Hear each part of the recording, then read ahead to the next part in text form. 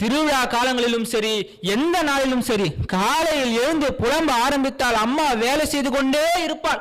அவளுக்கு எந்த நாளுமே ஓய்வு கிடையாது. இங்கேயும் வேலை செய்ய வேண்டும், அங்கேயும் வேலை செய்ய வேண்டும். எப்பொழுது பார்த்தாலும் வேலை செய்து கொண்டே இருக்கும் பெண் என்றால் அது அம்மா மட்டும்தான். அவளுக்கு உடந்தையாக கூட ஏதாவது பெண் பிள்ளைகள் இருந்தால்தான் உண்டு. இல்லாவிட்டால் அவள் பாடு பெரும் பாடு. நடுவர்களே, மதுவினால் மனைவிமார்கள் படும் பாடு ஏற்கனவே நாம் அறிந்திருக்கிறோம் தான். ஆனா என் வாழ்க்கையில நடந்த ஒரு நிகழ்ச்சியை நான் இங்க சொல்ல விரும்புறேன். நான் புத்தக கண்காட்சியில கடந்த வாரம் போயிருந்தேன் நடுவர்களே. அங்க நிர்மலா அம்மா அப்படின்னு சொல்லிட்டு ஒருத்தங்க ஆவடியை சார்ந்த பள்ளி பேராசிரியை. அவங்க சொன்னாங்க அவங்க ஒரு மாற்றுத்திறனாளி, ஆனா அவங்க பள்ளி ஆசிரியரா இருக்கிறாங்க, அதாவது அரசு உத்தியோகத்துல. அவருடைய கணவர் மத்திய அரசு பணியில ஒரு உயர் பதவியில் இருக்காரு. என்ன ஒண்ணு, அவர் மதுவுக்கு அடிமையானவர். தான் மதுவுக்கு அடிமையாகி ஒவ்வொரு நாளும் தன் மனைவியிடம் அடிக்க